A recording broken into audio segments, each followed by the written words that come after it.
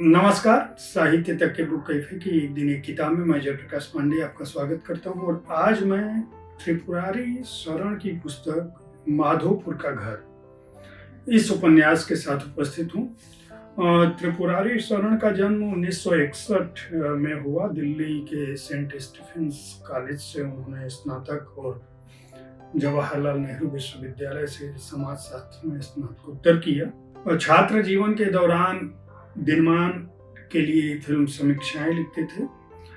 भारतीय प्रशासनिक सेवा में लंबे समय तक कार्य किया और बिहार के मुख्य सचिव के पद से सेवानिवृत्त। राज्य के सूचना आयुक्त हैं और त्रिपुरारी शरण का यह उपन्यास माधोपुर का घर लगभग 100 सालों का इतिहास समेटे हुए। एक ऐसा इतिहास जो बिहार के ग्रामीण समाज में जो अभिजात्य वर्ग है उसकी जो जीवन पद्धति है, उसकी जो गति है, उसका जो गांव है, उसके जो सपने हैं, उसकी जो विरासत है, उसकी जो समृद्धि है, उसको अपने में समेटे। लेकिन खास बात इस उपन्यास की यह है कि इस उपन्यास की शुरुआत 3 ऐसे पात्रों में होती है जिनको एक तरह से बेजुबान कहा जा सकता है, या घर का रखवाला कहा जा सकता है, या सबसे वफादार जीव कहा जा सकता है। लोरा नामक कुतिया है जो एक पुश्तैनी मकान में पहुंचती है गांव में अपने, जिसका नाम माधोपुर होता है। और वहां जब वो पहुंचती है तो उसका सामना दादी से होता है। और दादी जो है वह लोरा के पहुंचते ही इस कदर नाराज होती हैं कि पहली बार लोगों ने बाबा के लिए अपशब्द सुने थे। और वो रात को इस समय में चिल्लाने लगती हैं और इतनी बुरी तरह से चिल्लाती हैं कि लोरा को समझ में नहीं आता है कि आखिर दादी को हुआ क्या। और वहां से लोरा जो है वह कहानी शुरू करती है और वह देखना शुरू करती है कि आखिर यही दादी जब हजारीबाग में थी और इनके पास लेडी नाम की जो कुतिया थी वह थी, तो दादी का जो है प्यार वह लेडी के पास था, के लिए था, लेकिन हमारे लिए क्यों नहीं। अब लोरा जब ये सोचना शुरू करती है तो लोरा के इस सोचने में उस परिवार के सारे सदस्य एक एक कर आते हैं। किस तरह से परदादा परदादी थे, किस तरह से दादी की शादी दादा से हुई जिसको बाबा कहती है वो,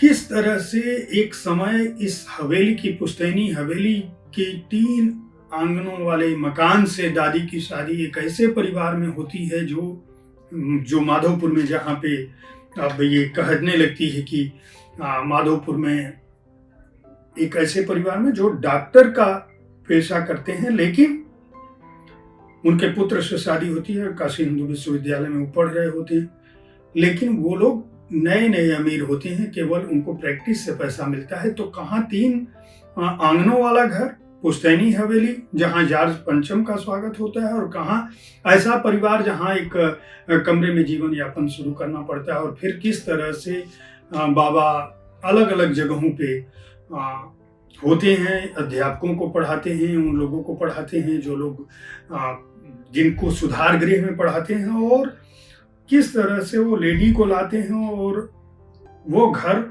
गुंजायमान होता है। फिर उनके बच्चे बड़े होते हैं और वो बच्चे जो है बड़ी बड़ी जगहों पे चले जाते हैं, अच्छी अच्छी नौकरियां करते हैं। और एक समय ऐसा आता है कि बाबा विस्मृति का शिकार हो जाते हैं, उनकी स्मृतियां उनको धोखा देने लगती है, दादी का निधन हो जाता है। और ये जो लोरा है वह अपने बरामदे में पाई जाती है अकेली। तो अकेलापन, विकास, पुश्तैनी विरासत, गंवई समृद्धि, और इन सब के बीच जो बिहार का समाज था, हिंदू मुस्लिम एकता का समाज था, जिस तरह से आगे बढ़ रहा था समाज, बड़े पढ़े लिखे लोगों के बीच और पुश्तैनी जमींदारों के बीच जो अलगाव था, जो लोग भूमिहार ब्राह्मण थे, किस तरह से फौज में लोग भर्ती हो रहे थे, किस तरह से तेजी से सरकारी सेवाओं में, खासकर प्रशासनिक सेवाओं में जा रहे थे, उस तरह से जो समाज का अंतर्द्वंद है, अकेलेपन की जो विभीषिका है, गांव से शहरों का जो पलायन है, जो शहरी समृद्धि के बीच वापस अतीत में गांव की जो पुकार है, वह भी इस पुस्तक में दर्ज है। खास बात यह कि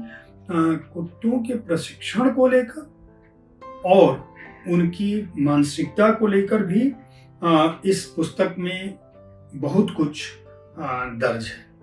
तो माधोपुर गांव और रमनपुर गांव, एक गाजीपुर जिले में है, एक बिहार में है। उनके बहाने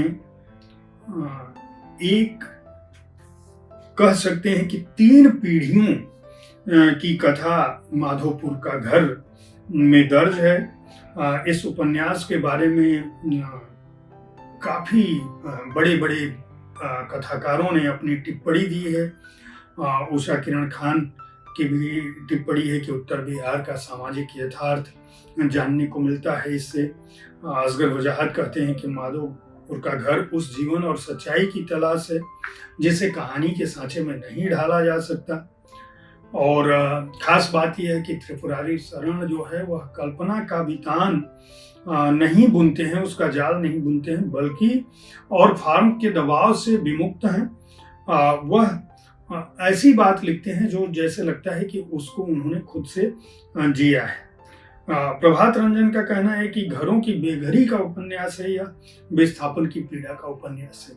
सच बात यह है कि त्रिपुरारी शरण ने इस उपन्यास के माध्यम से एक बहुत ही मजबूत दस्तक साहित्य जगत में दी है। शायद उनके छात्र जीवन का जो दिनमान के दिनों में फिल्म समीक्षाएं लिखने का जो उन पर असर था, प्रभाव था, वह साफ परिलक्षित होता है। लेकिन इस उपन्यास में थोड़ा संपादन होना चाहिए था। कुछ बातें बार बार आती हैं, तो उनका सुधार आने वाले संस्करणों में हो सकता है। राजकमल पेपरवर्क्स, राजकमल प्रकाशन करे।